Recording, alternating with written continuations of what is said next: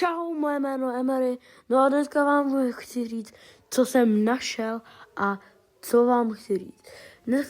Dneska jsem si zahrál s mýma kamošema Brookhaven.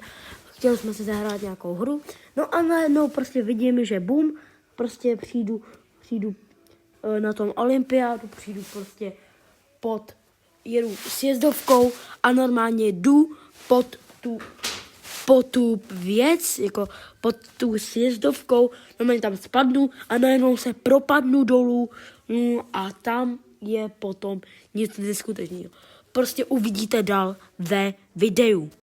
OK, hoši, takže je to tady, jak tady skáču, jo, prostě tady jdem dolů, jo, takhle tady žebřík, je tady něco keep out danger, jo, jdeme dál, tady je takový křoví, jdete dovnitř a máte tady stylovou, skrytou místnost. Jako, kámo, jako je to stylový, máš tady televizku, počítače, je to tady jako v zimním biamu.